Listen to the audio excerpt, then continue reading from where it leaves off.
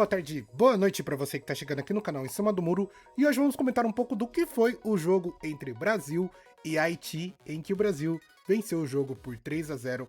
Uma participação, ou mesmo um jogo muito interessante por parte do Brasil.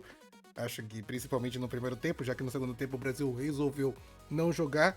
Tivemos a entrada de Ryan, tivemos a entrada de Hendrick, mas o resultado não alterou com a entrada desses jogadores. Então, meio que... Não sei se foi o suficiente para tirar a dúvida da galera, mas talvez tenha sido um tipo de resposta para o próprio questionamento que tem se feito de colocar o Hendrick dentro de jogo, que talvez o Hendrick não faça tanta diferença igual todo mundo imaginou, acho que já é esperado, porque o garoto é novo, então não tem por que colocar essa grande carga em cima dele. Então, assim, a torcida brasileira talvez tenha tido um banho de água gelada referente ao Hendrick, mas eu gostei do jogo do Brasil, eu acredito que a gente tem espaço para aprimoramento e desenvolvimento, e talvez os jogadores realmente ficam melhores. Antes de mais nada, gostaria de pedir que você deixe seu like, comenta, compartilhe, se inscreva no canal para ajudar. Bora pro vídeo. Bora comentar um pouco do que foi esse jogo do Brasil e Haiti, em que o Brasil brilhantemente, ou ainda bem que venceu por 3-0. Tinha gente esperando que o Brasil perdesse esse jogo, eu achei um completo absurdo, mas é aqueles famosos anti-esportivos.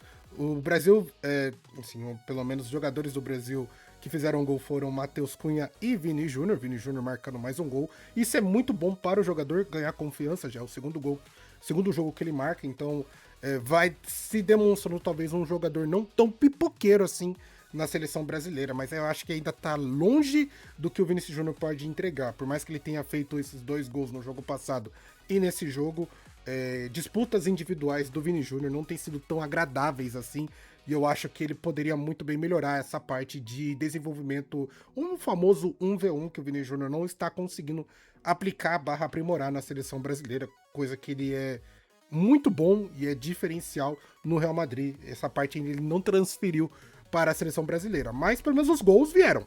Então eu acho que isso já é um passo interessante.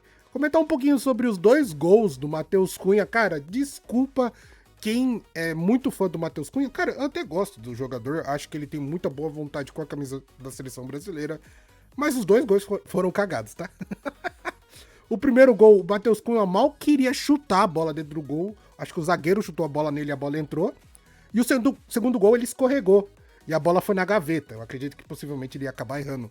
Mas talvez seja uma situação que também possa ajudar o jogador a criar um tipo de confiança mesmo. Porque é muito encarado o Matheus Cunha como centroavante, por mais que eu acredite que essa não seja a melhor posição dele na seleção brasileira, principalmente porque ele não é um alto goleador. Eu vejo muito o Matheus Cunha como segundo atacante, mas esses 2 gols que ele praticou, ou pelo menos que ele realizou, dá verdadeiramente um tipo de confiança pro próprio jogador, de saber que ele possa realmente entregar alguma coisa na seleção brasileira.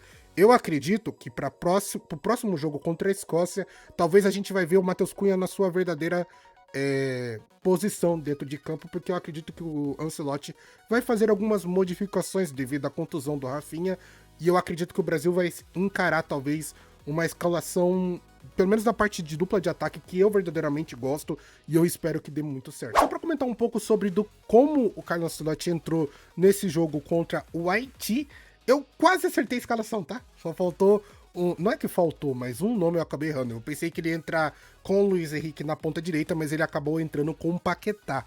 Ele manteve o Paquetá, no caso. Mas as outras 2 modificações eu acabei acertando, né?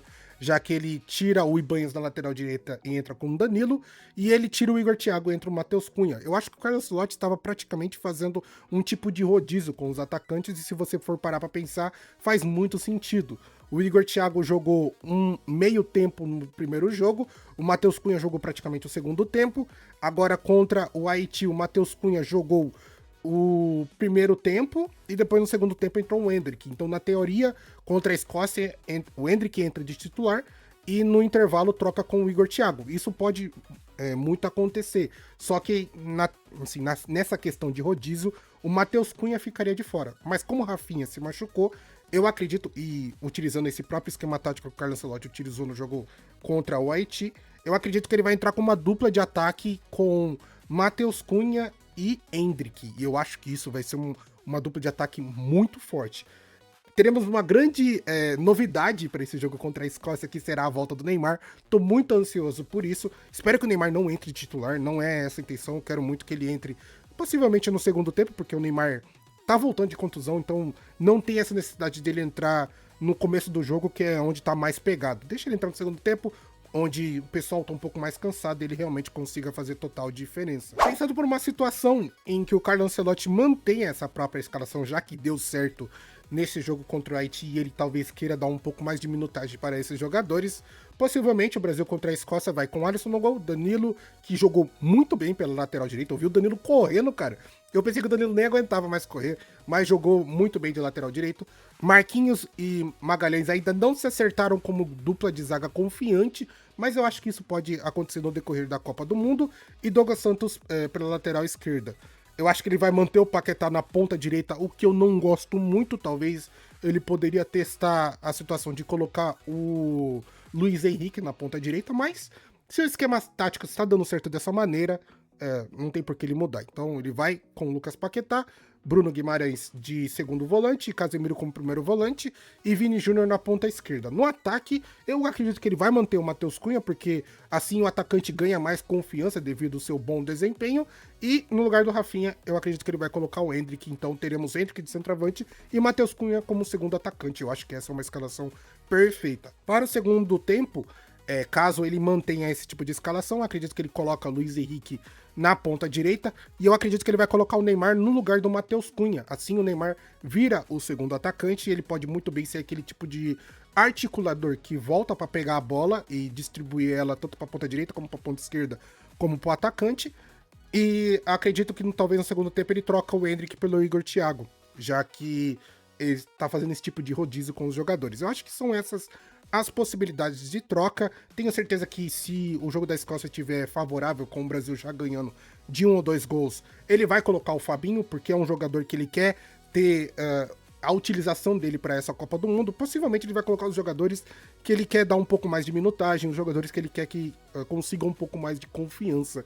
E também poupar outros jogadores, possivelmente tirar o Vini Júnior para não ter nenhum tipo de lesão, porque é um jogador importante, e alguns outros jogadores, mas as movimentações talvez sejam um tanto quanto simples. Igual eu já disse para vocês, eu gostei do primeiro tempo do Brasil contra o Haiti, não gostei do segundo tempo, que o Brasil praticamente morreu, tendo Ryan e Endrick dentro de campo. Eu pensei que as coisas seriam totalmente diferentes e não foram. O Brasil pouco teve chances de ampliar o placar. Tudo bem que o Endrick fez um gol impedido, mas depois disso não fez mais nada. Então eu acho que o Brasil pode muito bem produzir muito mais futebol no segundo tempo, porque se reproduzir esse tipo de jogo com uma seleção um pouco mais forte, a gente acaba se ferrando nessa Copa do Mundo. Então essa foi a minha análise sobre o jogo da seleção brasileira contra o Haiti, e talvez um pensamento de possível escalação para o próximo jogo. Eu acredito que o Carlo Ancelotti está no caminho super certo. Vocês têm que lembrar que assim, tá todo mundo criticando o Carlo Ancelotti, falando que o treinador é burro, que eu não sei o que lá. Mas o cara pegou a seleção de um ano pra trás, gente. Ele não teve praticamente um ciclo completo de 4 anos pra treinar e testar os novos jogadores. Ele teve praticamente um ano, terra arrasada. A gente finalmente tem talvez uma seleção que dê gosto mesmo de assistir. As convocações anteriores davam um pouquinho de medo por jogadores que não poderiam entregar dentro de campo ou se desenvolver. Nesse caso dessa seleção, os jogadores podem entregar e ainda tem a possibilidade de desenvolvimento. Então, o que o Carlo Ancelotti tem feito na seleção brasileira, na minha opinião, tem sido brilhante, e eu quero muito ver o próximo ciclo da seleção. Eu torço verdadeiramente que a seleção consiga o Hexa nessa Copa do Mundo. Sei que é uma realidade muito difícil, mas para a próxima Copa do Mundo, eu acho que o Carlo Ancelotti tendo o tempo certo para testar os jogadores, impor o seu esquema tático assim, para a seleção brasileira, eu tenho certeza que as coisas vão ser muito diferentes. Mas aí, o que você acha? O que você pensa? Deixa aí nos comentários. Gostaria de pedir que você deixe seu like, comenta, compartilhe, se inscreva no canal para ajudar. Vou ficando por aqui, vejo você no próximo vídeo. Tamo junto e falou!